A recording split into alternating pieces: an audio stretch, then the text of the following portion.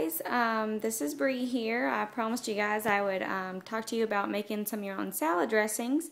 So I'll try to go over this real quick. I'm not going to actually do a demo because it's really easy. Basically what I do is just start in the bowl that I'm going to use for my salad. I start with my vinegar, add my seasonings from there, just taste as I go. And then I rarely actually use an olive oil or a fat in the dressing because I like to save it for things like avocado or peanut butter, things I can actually eat for a fat or cheese. So here's a couple different ideas for seasonings you can use for different flavor profiles. So if you want to do something Tex-Mex, of course I kind of use salt and pepper in everything, but you can add just regular chili powder. Cumin's a really good Mexican spice to use. I like this regular Goya adobo seasoning, but of course, like this has salt in it, so just make sure you're not putting too much additional salt in.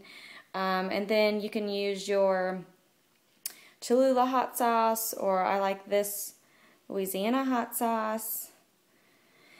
Okay, so normally what you start with is I start with regular vinegar is probably what I would use for like a Mexican type, and then just kind of start with a few tablespoons, add your seasonings. If it doesn't look like it's going to be enough dressing, you can always add a little bit more. Of course it's going to be more watery because it's not thick and oily like a dressing.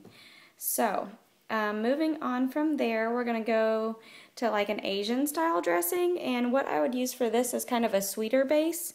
So a regular apple cider vinegar would work. So I'd start with that. So you have that, you're going to make kind of like a sweet and spicy profile. So I would use a little bit of salt, maybe, depending on what I'm using with it. Some ground ginger is a good spice. This is my basically comparative to PB2, just peanut flour. So you're getting that peanut flavor without getting the fat and calories you would from using actual peanut butter. Of course, spice you can use with ground pepper or crushed red pepper. Just, you probably wouldn't use both. Same thing as with the sriracha. A little of that goes a long way. With this, sometimes I do actually use a little bit of fat because I really like the taste of the sesame oil. Just count that into your macros. Here are some basic other things that you might want to put in your dressings. Of course, salt and pepper are there. I like the pink Himalayan salt. Dill weed to make it more like a ranch. And then, of course, to go along with that, you can use your Greek yogurt to make a thick and creamy dressing. Ground mustard, celery salt.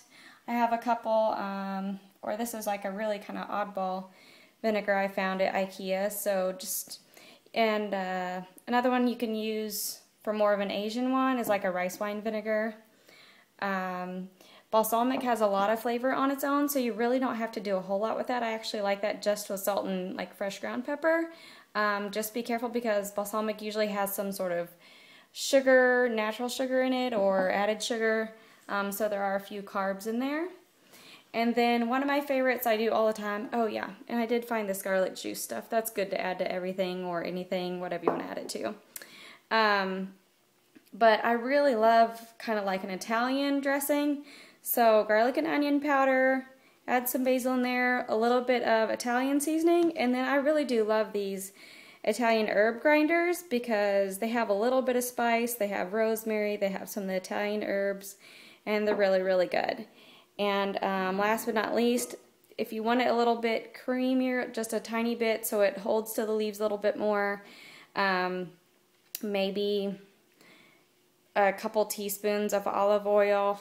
And really guys, in your salads, it's not just going to be greens. I like to add lots and lots of fresh veggies, onions, tomatoes, cucumbers, celery, anything to make it really big and full, and you're not going to really be hurting your carbs a whole lot there, but it's going to be very, very filling.